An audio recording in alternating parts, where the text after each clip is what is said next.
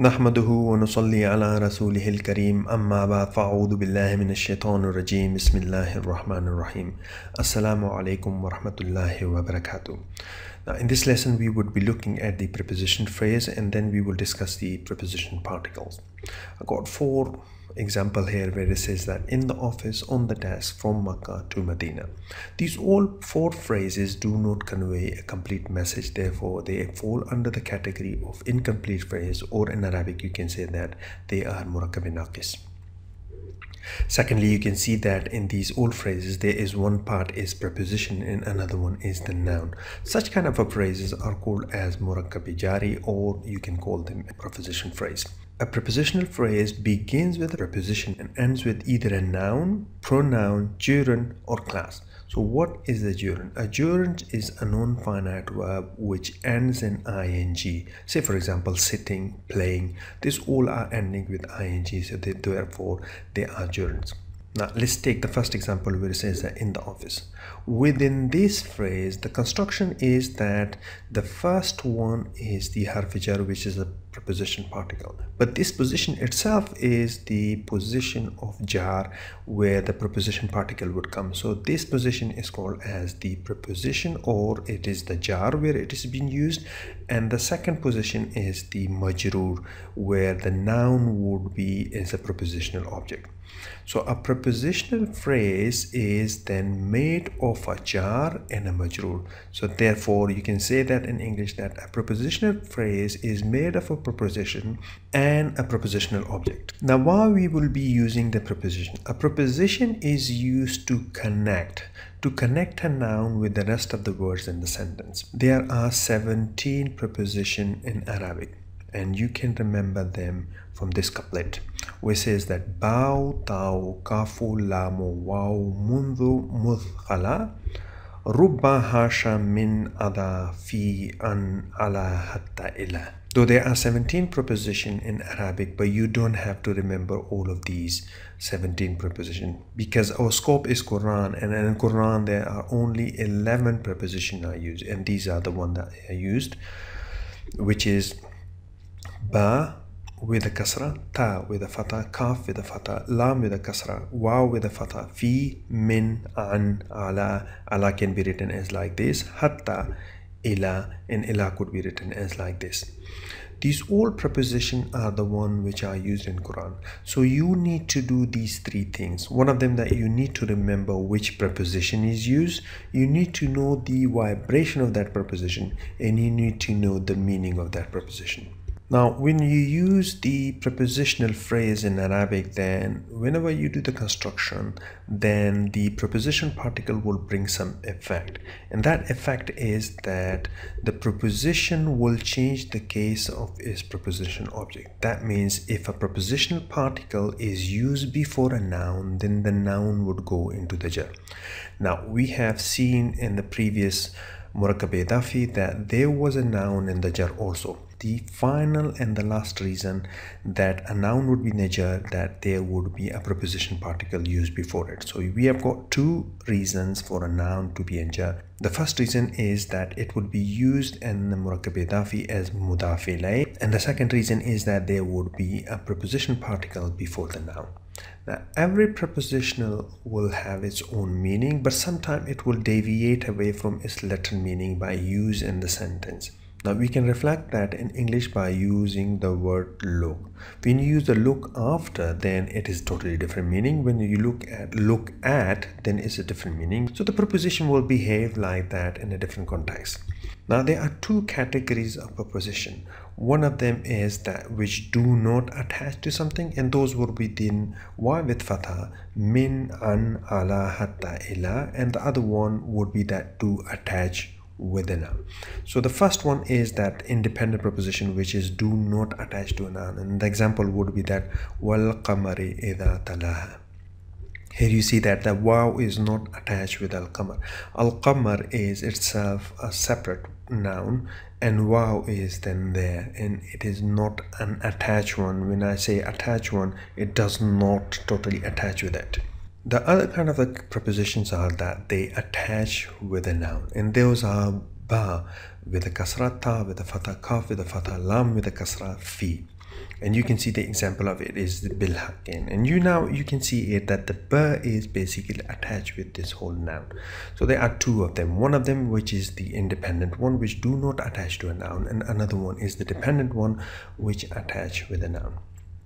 Now let's take the first preposition, and as I said that you need to know which preposition you use, and you need to know the vibration of it, and you need to know the meaning of it. So the first one is the preposition ba, and its vibration would be kasra and its meaning would be with. And the other two meanings are written because when it's changed the meaning in another context, then those meanings would be used. But for the minute we will be using this meaning in this context. Let's take the example which is the truth. For truth we use haqqun. When you say the truth, then you will be saying al-haqqu. And when you use it with this preposition ba, then it will be with, and you said that bi al-haqqu, and that hamzatul wasl has to go, it will be then bil haqqu. And since as we said that the ba would then push this noun into the jar, then in that case it will be bil haqqi. So whenever there is a preposition before a noun, then that noun would be in the jar. So whenever you see a noun in the jar case, then you would be looking at the right of it. If that is preceded by a preposition particle like ba, kaf, ta, etc., then that is a preposition phrase. Otherwise it will be as mudaf ilayh and murakkab idafi. Now this is used in one of the surah, which is Al-Baqarah chapter number 2 verse number 176, where it says that ذَلِكَ بِأَنَّ اللَّهَ نَزَلَ الْكِتَابَ بِالْحَقِّ وَإِنَّ الَّذِينَ اخْتَلَفُوا فِي الْكِتَابِ لَفِي شِقَاقٍ بَعِيدٍ. Now bilhaqqi is used here. I want you at this stage that you need to get as much as vocabulary. So I'm explaining something. Kitabu you know before it, Allah you know that, dhalika you know that, alladina you know, and inna is indeed. And we will be taking this one later in some lesson. And then is fil kitab. Kitab you know that, lafi shiqaqin ba'id. Shiqaq is for partition or position. So you can see the translation of it. It will say that this is because Allah has revealed the book with the truth, and surely those who go against the book are in great opposition. Now let's take another one, which is that name of Allah, and this is a murakkab idafi. You can see that name of Allah is then ismun and Allahu, and that is used as mudaf, so it will be then light, it will be ismu, and that is used as mudaf ilayh, it will be then Allahi. So when you bring it together, it will be then ismullahi. Now you bring that ba over there in front of it, and that would be then with the name of Allah. So we can say that bi ismullahi when you join it together. Now this tahazam to the wasl vibration would go, then it will be bismullahi, and because that ba has to push the ism and to the jar, then it would be then bismillah. Now in some case you would see the alif in the bismillah and sometime not, but in a specific case where you use here bismillahir rahmanir rahim, there is no use of alif. But in the next example you would see that bismi would be used with the alif. Now taking another example, which is the pen, and pen is qalamun. When you put the al-qalamu, then it will be then the pen. When you bring it with it, then it will be bi al-qalamu, and that hamzatul wasl has to go, then it will be bil qalamu, and that ba has to push the qalamu, and to the jar it will be then bil qalami.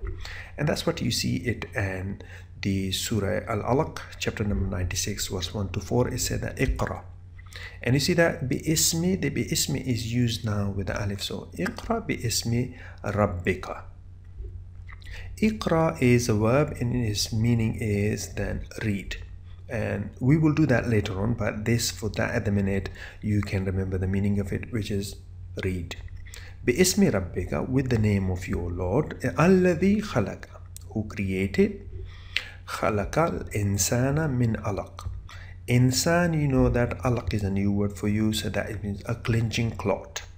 Iqra, read, wa rabbukal akram, that your Lord is honorable. Alladhi allama bil qalam, who taught with pen. Now let's take another particle, which is tha, and the vibration of it is fatha, and the meaning would be by. Now when we say by, that means swear by, but in English we don't use the complete thing, we say that only by. So Now, whenever you wanted to use this particle, then it is used for swearing by. But remember that this is only and only used with the name of Allah. So it is dedicatedly used with someone swear by Allah only. Let's take an example to show it. It says that Allah, and for Allah we use Allahu.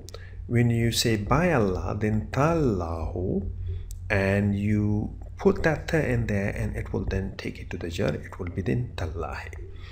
And that is used in one of the surah, which is Surah Yusuf, chapter number 12, verse number 73. And this is the situation where the brothers of Yusuf alayhi salam gone to collect the grains from the Egypt. And one of the assistants of the Yusuf alayhi salam put a measure in the bag of his youngest brother. And that's what all of the brothers are saying now. Qalu, they said, Tallahi, by Allah, laqad alimtum, that indeed you know, ma ji'na li nufsida fil ardi, that we did not come in the earth to mischief, wa ma kunna sariqeen, and we are not thieves. Now, sariqeen, you can remember that sariqun is the one thief, sariquna is the main thief, but when it go to the nasab and jar, it becomes sariqina, sariqina. So sariquna, sariqina, sariqina. Now let's take another particle which says that wow. Now in this case, wow is the preposition, and then the vibration would be with the fatha, and the meaning would be again by. It's used also for swear by, but now in this case you can use it with any noun, and also with Allah also. So whenever somebody swear by something or swear by Allah, they can use this wow particle, and it will be seen that when it will take it to the jar again, which will be then wallahi. Now let's take an example. When you say sun, then in Arabic it is shamsun. When you say the sun, then it is al-shamsu, solar letter, therefore you would use the shadda there, it would be then ash-shamsu. When you put the waw in front of it, then it will be wash-shamsu, and when the waw is applied on there, it will push the noun wash-shamsi. And that's what you can see it in Surah Ash-Shams, which is chapter number 91 and verse number 1, where it says that wash-shamsi wa duhaha. Duha is the brightness of something. So in this case, it is said that by the sun and by its brightness. So ha is there. The ha is a pronoun which is referring back to its parent, as we said that in the previous lesson. Now take another one where it says that for moon we use qamarun. When you say the moon, it will be al-qamaru. When you put the waw in front of it, it will be then wa al-qamaru, and then it will be wal qamaru, and then it will be wal qamari. And that's again is in Surah Ash-Shams, where it says that wal qamari idha talaha. Now you know the wal qamari now, which means that by the moon. Idha is another word that, and it will be used a lot, so therefore remember the meaning of this one. Idha meaning is when.